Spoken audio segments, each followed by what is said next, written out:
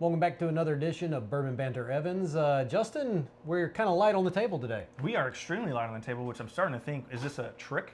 I know. Or is this just Bourbon Banter 2025 interview style? What is the state of the bourbon situation out there? What are your thoughts? What are we going to do? What are we going to do moving forward? What is it versus what it used to be? We've got two people in the background that we can have a little bit of interaction with and talk about this as if it is the bourbon state of the situation. Yeah. Not the union. Not the union. But other than that, cheers. What's in your glass? Thanks for tuning in. After you guys watch this video, please comment what you guys' thoughts are about where we are and the status of the bourbon world in 2025 being close to the end of the year and 26 knocking on the door. Yeah, I mean, honestly, let us know. Do you think it's going to be any different? Was it different, 25 different from 24? How was it different? Just put it in the comments. Right. That's the best way to do it, is compare those two. And then maybe what I'm going to ask in a little bit of the interview style is I'm going to go back maybe 10 years and kind of pick our brains for that point. And might I add, in the process of doing that, I am wearing bourbon socks. Yes, you are. So keep those on and get those ready. We have Alan in the background and Daniel in the background that can key in at any time, and they can join in on the camera if they want to. If not, technically we could spin the barrel. The camera does do that. Yeah, it does. If they want. So they didn't even have to join in. They could just spin the barrel. Yeah, but no, and if you like our content, please give us a thumbs up, hit that like button, and subscribe. So not a review, just drinking some bourbon, talking about bourbon, Yeah. or as we say, banter. So, Charles, it is 2025. We are almost to the end. We've been to Bourbon Festival 2025. Yes, we have. We've drank a lot of good whiskey and some bad. I would agree with that. Okay. Yeah, We've had some exceptional ones, and we've had some very bad ones too. and we've had ones that we won't ever drink again. That is true. So, simple question. I've always called it this. Back when it first started coming around years ago, before I didn't have the store, so I Right. had the store. I called it crap whiskey during the craft whiskey Yeah. movement because a lot of stuff was too young coming out. Do you think after going to the festival and then trying other ones since around 2013 until now? Now keep in mind we've been doing this many years, Right. so this isn't our first rodeo. This No. is, I'm 20 years in. He's been since 2013, I'd say. Yeah. So do you think craft whiskey has gotten better, or do you think it's still the same and under my previous bad representation adjective of crap whiskey? You know what? I would think that you have your ones that are kind of established now. I think they are doing better. I think you still have the ones that are trying to make their name out there right now. Sure. And I don't know if they have quite gotten to that point yet. So I think we're kind of status quo, to be honest with you, from 24 to 25. I don't think there's been much of a difference. But I would say that the whiskey seems to be better in 25 than it is in 24. Okay, so now let's go back 2013, 2014, so Oh, yeah. 10 plus years. Yeah. Every new bottle came out in the stupid bell-shaped bottle that I didn't like. Yes. Which nothing has changed my mind yet. It was the cheapest bottle to buy at the time. Back then, it was less than a penny cost from China flowing over. So everybody was trying to get on the shelf, on the Right. shelf, on the shelf for $50. Yeah. So is the craft whiskey today better than it was then? No, Really?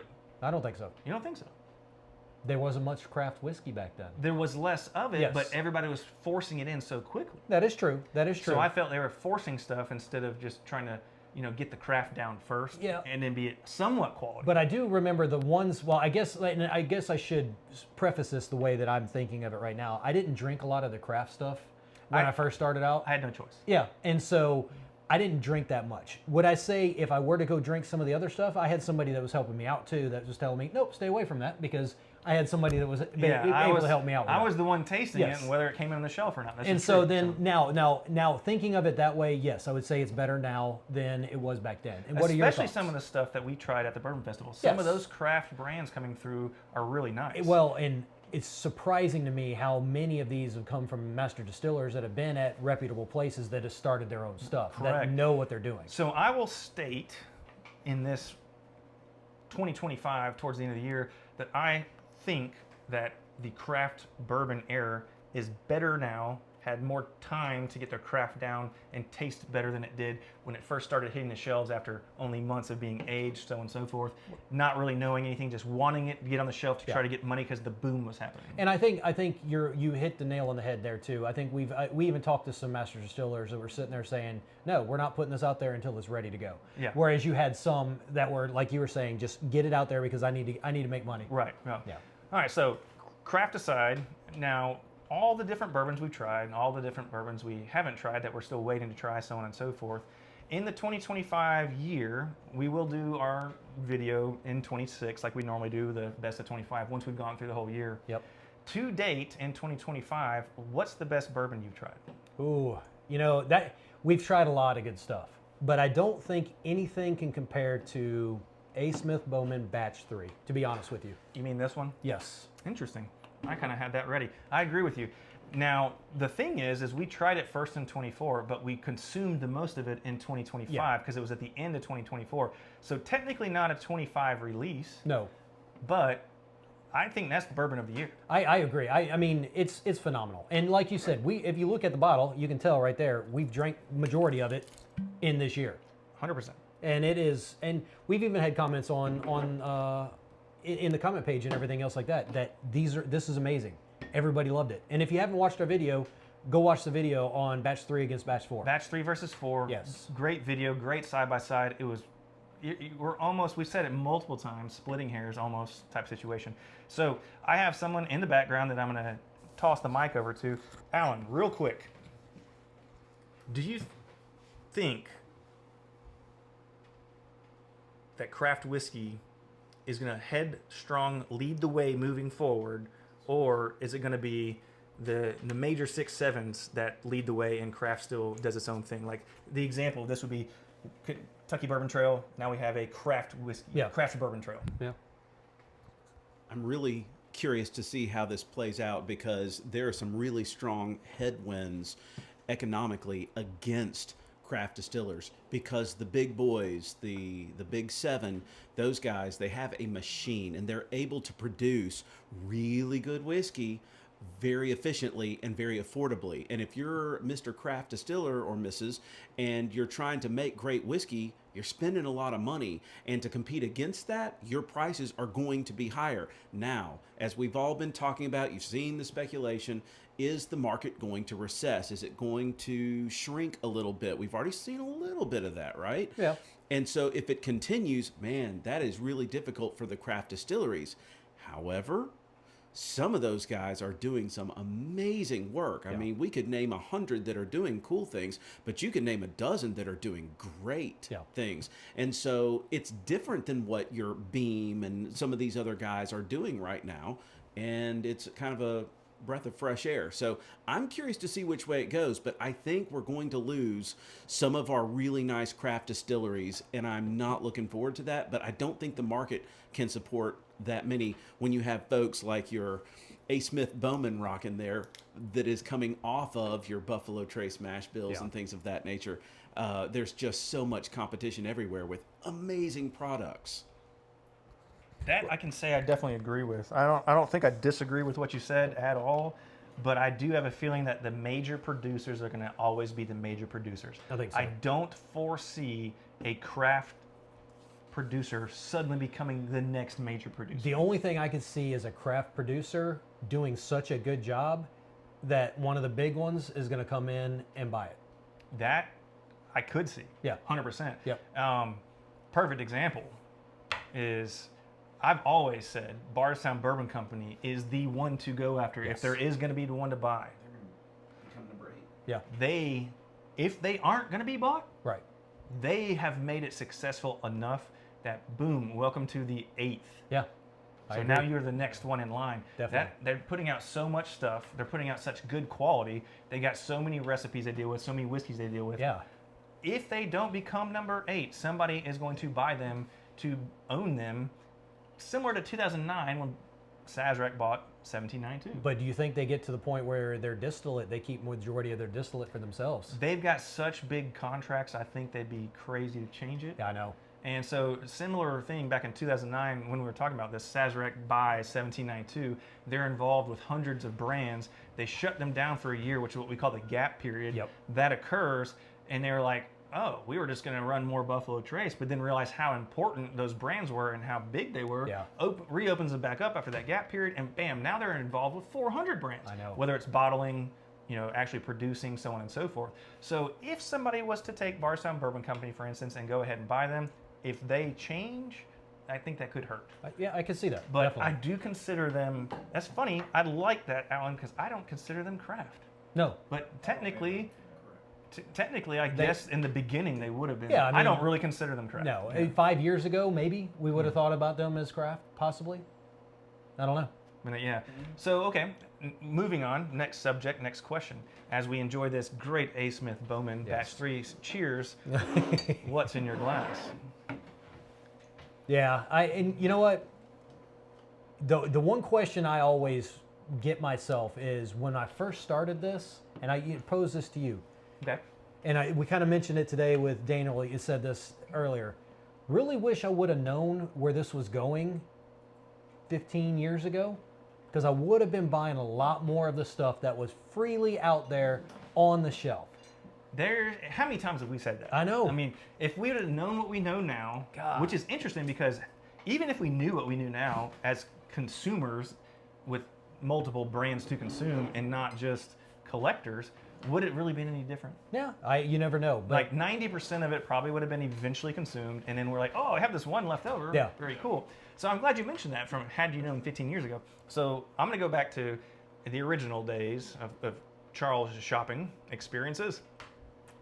What have you learned from 2013 until 2025 when it comes to approaching a store, buying bourbon, what you see on the shelf now versus what you used to see, what you passed on versus what you can't pass on now?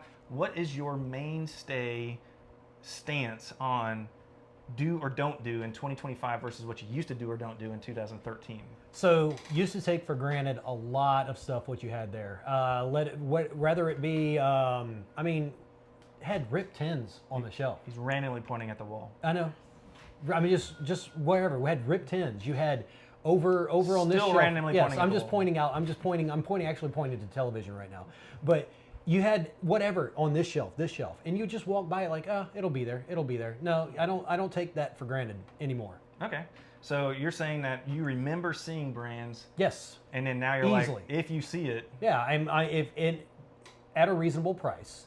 Everything has a price point, and so I'd like to stay within a reasonable price. Easiest one was Taylor's. Taylor is one of my favorite. Taylor's were a dime a dozen back then. I mean, I couldn't give them away. Yeah. First off, let's be honest. I had to convince people to buy them. and I mean, I remember Straight Rise. Straight Rise he had on the shelves too. And It's too expensive. It's $70 back yeah, then. but I was like, I'm gonna try it. I mean, I think you had it 4 deep, and I was like, I tried it. And I was like, you know what? Is it worth $70 at that time? I didn't think so, but I bought another one, and now what are they going for? I mean, 100 or so. Yeah, something like that. Yeah, it's ridiculous. But that's the type of stuff I'm talking about. So I'm glad that you mentioned that because I can remember around 2000 and I want to say 15 or 16, going through a specific store outside of the Atlanta market, looking for Very Old Barton. Yes, Very Old Barton is good. I hope you guys agree in the background. Very Old Barton is a good product. Very good product. Looking for that specifically because we weren't able to get it at the moment at the store. Yep. And I go to get the VOB 90 proof half gallon. I'm all excited about this $20 gem that I can't get. And then there sits a $59.99 Rip 10. So immediately I go ahead and pick up both, take a picture, send it to 2 people and be like, I don't know if I should buy this for $60. I was only planning on spending 20. So of course, they immediately offer me, whatever they wanted to offer. And I was like, no, I think I'll just take this for $60. Yeah. And then, so eventually that bottle was flown out and consumed in Denver, Colorado. It has nothing to do with that part of the story. But that, I don't think we'll ever see again. No. I just don't. And so that's not that long ago. We're talking about maybe 9 to 10 years ago. Yeah. And I think that's where, for me, I won't take that for granted. And you're not really going to see that out on the shelves anymore. It's hard to see a Taylor out on the shelf now. I mean, it's usually behind the counter or whatnot because that's a perfect segue to the next question. Go on with the Taylor. Yeah, I'm just saying, you usually see it behind the counter because guess what? It's allocated and they want to make sure that they keep it for who they want to, or they sell it one at a time, or however they want to. All right, I'm bringing Alan in on this one. So, perfect example of things that could occur. Now that the $1.2 billion expansion is done, which I think we've mentioned this, I can't remember, for Buffalo Trace, and they're producing double because they now have the other still operating. They've got 11 rickhouses completed, plus that part of that, 57,000 barrels each. That's the opportunity for 165 million bottles if you do the math on that without even replenishing each day and producing more. You're going to start to see this stuff readily available. So, Alan, I'm going to put you on the spot on this question, then I'm going to let you and Charles go back and forth on this real quick. Do you think when Buffalo Trace is readily available all the time, as well as Taylor, that it will keep the need, want, or pizzazz, if you want to call it that, going? Now, keep in mind, we just learned Missouri is the first state with no allocation on Buffalo Trace. Yep. So keep that in mind going to this. So when all states have it, are you going to want 1 or 2 bottles, or are you just going to be like, I already got it, I can get it whenever? Or is it going to be like, should Taylor be back on the shelf? Should Buffalo be on the shelf? So I'll let Charles and Alan go back and forth on that one, because I think that's a good point right there. Yeah. What we're seeing now, because of that, is going to change. It's going to shift in our mindsets. It's going to shift in the whole FOMO world, fear of missing out. All of that is going to flip on its head when that happens. And here's my opinion. Yes, you're going to want it. Yes, you're going to have it. You're going to make sure it's always sitting on your bar because you know you love it. You know it's great. We cracked that Eagle Rare tonight. I brought it over. Why? Because Eagle Rare is always a nice time. It's always a good pour. Now, it's not perfectly shelf available. It's not this. No, that's true. Okay, that is well, true. yeah, A. Smith, that's a special beast right there. But accordingly, that's a great point because that's Mash Bill 1 from Buffalo Trace. Now that they're producing all of this extra whiskey, what's going to happen to these special barrels? There's so much more that they can do. We're seeing the Distillers Council from E.H. Taylor that has dropped this year $1,500 a bottle. We're seeing all of these new things that are coming out that's the new version of FOMO. That's kind of a frustrating thing because the money's getting out of control, but they have the juice to do it with now. But I'm talking about regular producers. Yeah, regular producers. Buffalo Trace, Taylor, Eagle Rare, things like that when it's always available, not just the FOMO. And I 100% agree with on that. They're going to have to put out stuff, They're going to have to. special things to keep the want, Yeah, to but- keep the chase, if you want to call it that. So back to, let Charles, go in, and then Alan, I'm going to give you the mic back. What about when Taylor or Buffalo Trace is always available? He lived it and saw it. Yeah.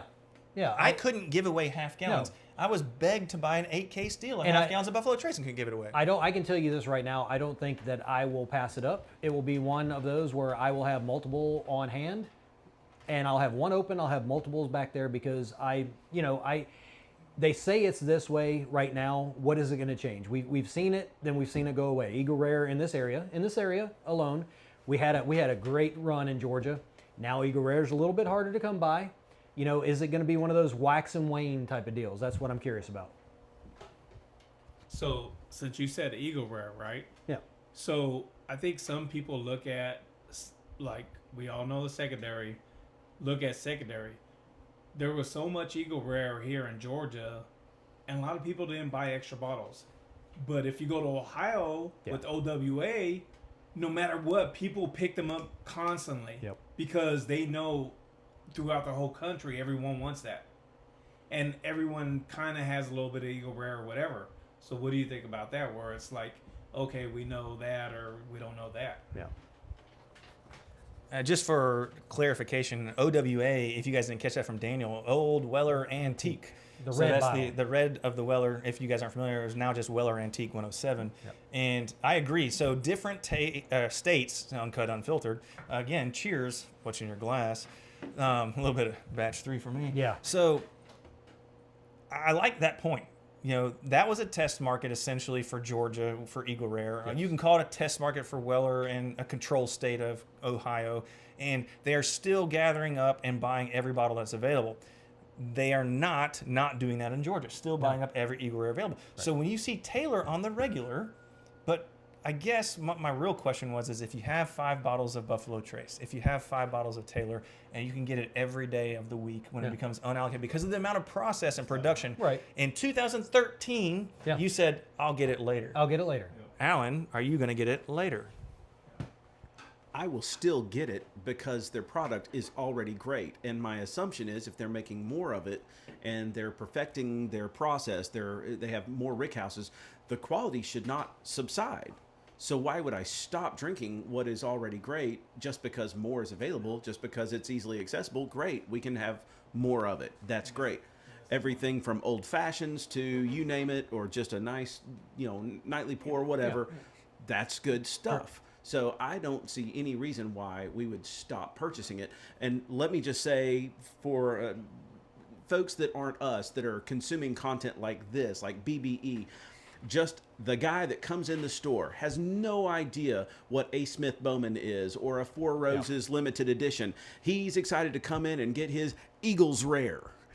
He's excited about that bottle. He doesn't know how to say it, but he knows that's the one he's supposed to get. And I don't think, just like Jack Daniel's Old Number 7, even though obviously Eagle Rare is infinitely better than that, Eagle Rare is not going anywhere. Right. It is a mainstay. People know it's what you're looking for, and that's not going to change in the next decade just because it's more readily available. Taylor and Buffalo Trace out.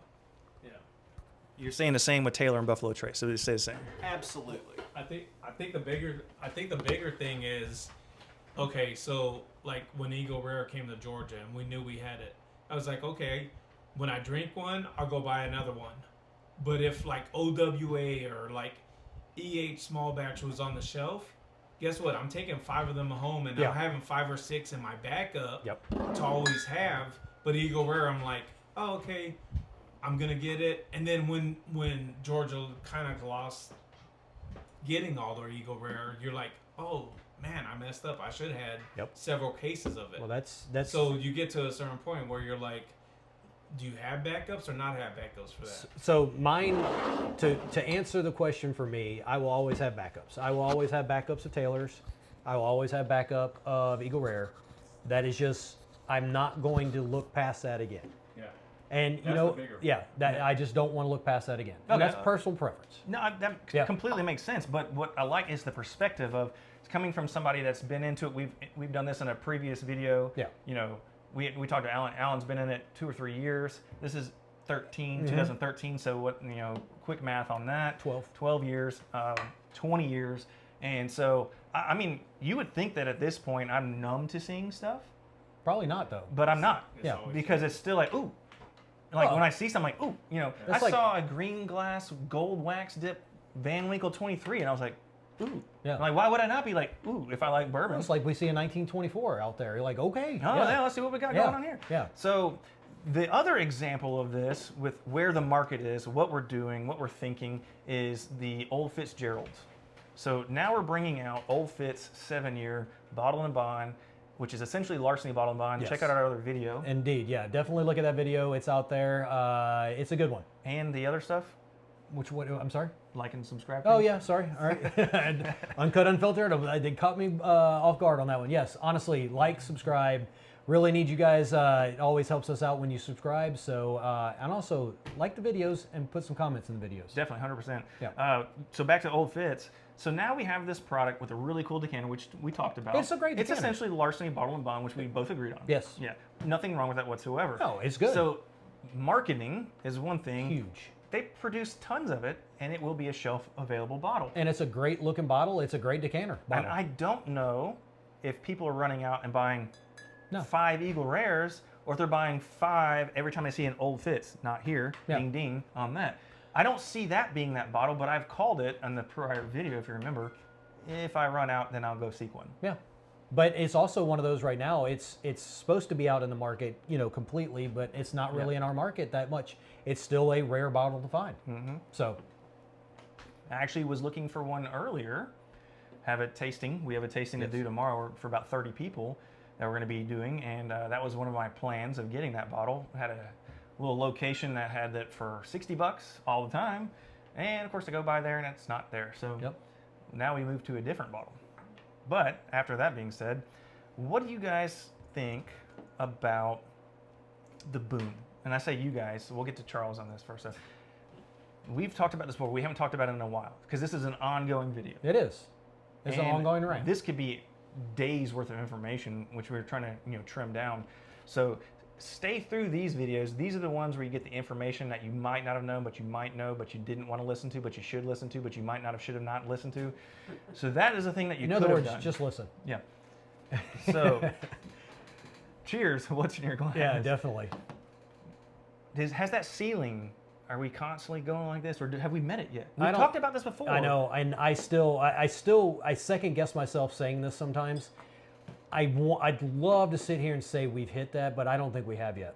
I think we're getting closer. You can see it kind of happening. You've had what was it? One of the cooperages that went out of business. Yeah. That type of stuff. You're A seeing it. major brand, guys, Yes. went under. Yep. Look for sale. Yeah. So you're seeing it a little bit. I just don't think we're there yet. I don't think we're going to be there in 26 either. To be honest with you, So in my opinion. So you're thinking the ceiling is being raised again. I do. How about you?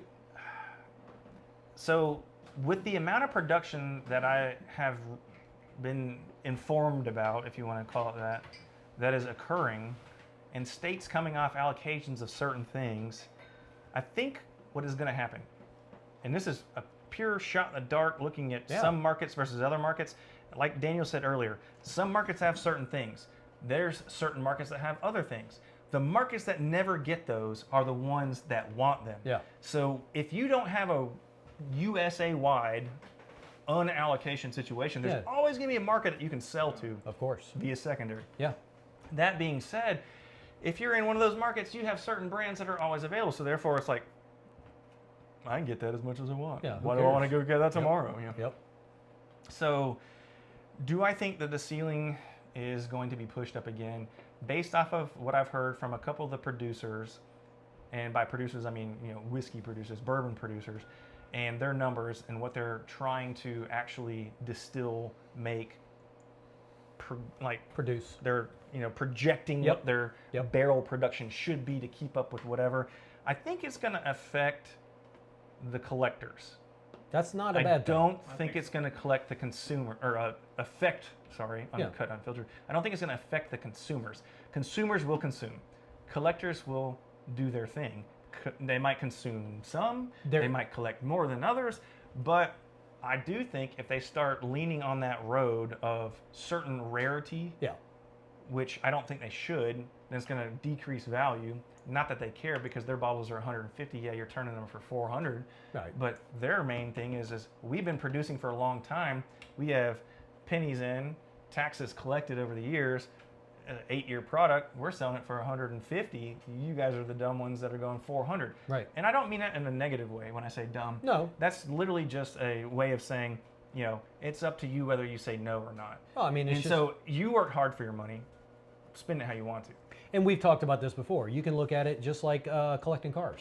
100%. Yeah, I mean, it's it might what be. it is. And I might look at it and be like, Charles, I can't believe you bought that car. That's pretty dumb. That's a 1979 turd that's got no horsepower. Right. And But then you it might go, be what I wanted. That's what I want. Yeah, it's And then what I'm I've been like, looking. all right, I reel that back, Charles. You're not dumb. That's what you really wanted. But I mean, and we've got video. We've got a video of this. It's cars and collecting, and of this. We've talked about it. It's just like it's collecting watches, collecting cars, collecting bourbon. 100%. Yeah. And it's kind of hard to call it as far as where this is going. If it's going to go anywhere. I think it's still going. I don't think it's going to stop Nope. anytime soon. Not I anytime think soon. you're right when you say it's not going to stop at 26. So, but what I do want to know is for the super excited person in the room that has been like all on it recently, Yep. and he's been in the videos. We thank him for being in the behind the scenes all the time. If the bourbon boom stops, what do you do next? And what do you do next? Alan is back on. It's scary because I think we're already starting to see that a little bit, what's happening next.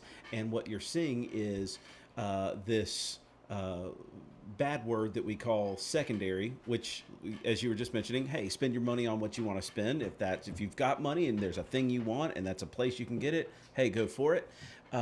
But secondary is going to change a little bit potentially. We're already seeing that a little bit where some of the prices are scaling backwards Definitely. a good bit, whereas George T. Stagg used to be well over $1,000 maybe, and now there are some George T. Staggs that I've seen recently in the $600 range, which is pretty wild because that stuff is really good. And so it's scaling back by huge percentage points. But Then, as I mentioned earlier, you see E.H. Taylor releasing a new product. You see Eagle Rare coming out with a new product. Why? Because they're producing so much more. They have more barrels to put away for longer time spans. And so you can start seeing these bottles come out that are 25 year. Yeah. Yeah, the 25. There's reports of the 30 and all these things, and so we're talking about bottles that are now MSRP cutting out the secondary market that are $500, $1,000, $5,000, $10,000, $25,000 that can be released on the market, and we're cutting out the secondary, but yet a lot of the really high-end bourbon collectors say, I have to have it. I have the money to buy a Corvette, so instead I'm going to buy Eagle Rare 72, whatever is next in line. And so I think we're going to see a major change. If the boom stops, what do you do if the boom stops? And what do I do if the boom stops? We enjoy the brands that we like. Do we go back to like, oh, I don't have to worry about buying it today because we can get it tomorrow? Well, yeah, that's the best question. It's like if you see Rip 10 on the shelf and it's like continuous, and you're like, well, I see it all the time. Like, I'm not gonna buy it again. Well, and then like 10 years down the road, it goes away, and you're like, oh, I should have bought all those Rip 10s. I mean, it's gonna be just like you would if it was Maker's Mark. Maker's Mark. There's no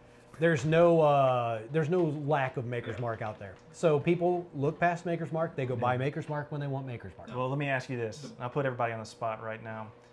If Rip 10 was available every day, and based off of what we've experienced, as it used to be a product that existed a long time ago, and it couldn't sell because of the price point. They always made fine bourbon, not at a profit if they could, at a loss if they must, but always fine bourbon or whiskey. So they were more expensive than everything on the shelf. So if you have a $29.99 bottle on the shelf, and I'm trying to get you to buy a $12 bottle, that is a hard jump to go to that when bourbon was that. So if Rip 10, to go with what Daniel was saying, becomes available all the time on the shelf, us having lived through this once, seeing it available and not realizing it, and then realizing we can't get it, and now seeing it all the time and not buying it, do we take a chance and buy it in the expectations that it could repeat as history often does? You're darn right. I would, in a heartbeat. This is my answer to that is, I tell several people, they're like, hey, should I buy this or should I buy that? And I'm like, buy what you want to drink. If you buy what you want to drink, you'll never go wrong. Right. That is true. And the other thing is this. I think it's cyclical. It's just like everything. Everything is cyclical. Could this go back to where clear liquor is going to be more? I know. Could it go back to that? I think it could. And then what do? We've got a collection or whatnot. Let our kids that grow up that enjoy drinking bourbon and whiskey and everything else, let them have some really good bottles to sit there and go. And all of a sudden, when the boom hits again, they're like, "You have what?" Yeah. And so the big question is, if we're going to do that, are the new plastic corks going to last as long as... We'll save that for another BBE video. That's actually another good video. That's a good video. All right, real corks versus fake corks coming up. Put it on the list. Yeah, put it on the list. Yeah. Real corks versus fake corks. Yep. Should you use real trees that are running short or use fake stuff that lasts forever? And well, that's a video for another day. But no, I think this could go any direction. Everybody's got their own opinions to it, which I think is great. But I just don't see 26 being the year that we hit the top. Hit the top. Okay, so I think most people agree then with what we've said is that ceiling has been raised yet another notch. Yep. Based off of what we've done in our past a long time ago, we won't repeat that because it's not FOMO, but I like what Alan said. Yeah. But it's almost like we learned that when we said, oh, I see it there all the time, it's $40, but what I normally buy is only $12. Well, do I really want to spend $40 right now? And now coming into the market, $40 is like, what? Please, please be $40. Don't give me the, because most everything's $80 to $100 right now. Right, and that's another thing to do. So when craft bourbon just hit, it was 50. Yeah. All right. Now we're having craft bourbon, as we circled back to that when we started with, that's starting at 80 to 100. I know. But why is Eagle Rare 40, 50, 60 if you can find it, and it's a 10-year product? Because they've already got the stock. That's why. And that also goes back to what we started again. So circle back. I think the big seven aren't going to. No. They're not going to slow down or change. They're going to produce what is projected and needed And then to keep up. And then what they don't need, they'll keep in the rick houses and they'll make something else with it. That's why we have Maker's Mark Cellar Age. Yeah. If you think about it, do you think there was a thought about that, when we first started? No, Probably heck not. no. They Heck just no. wanted to make Maker's Mark, and then they started doing 46. So let's try some other oak stave Oh, things. yeah. Then they started going with what was the flow of the bourbon boom, Yeah. or what market was dictating could be done. And then, hey, everybody else is putting out an age-stated product. We have stock that's been around forever, as we've been operating since the 50s, late 50s, by Yeah. the way. And they've got good stock. I mean, it's their cellar age stuff is very good. I've 20 been very impressed by it. Yeah, 2024 was great. Yeah. I definitely say that. So I think, as this will be a third, a fourth, a fifth, a sixth video for now, the update report, if you want to call it that, is the bourbon boom is not done. I think it's slowed.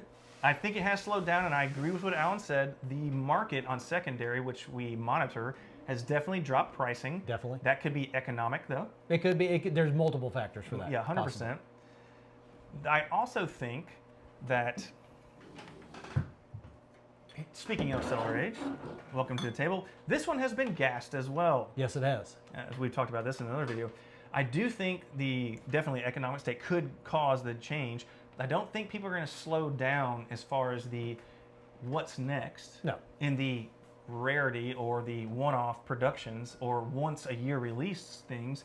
But I do honestly think, this is going to be where I end this part, I honestly think when you start to see Buffalo, Taylor, Eagle in every single state all the time, I don't think the phone calls will be as often as what I used to have to get every day. Probably not. I would. Let me agree throw with that. Blanton's in there too, by the way. Yeah.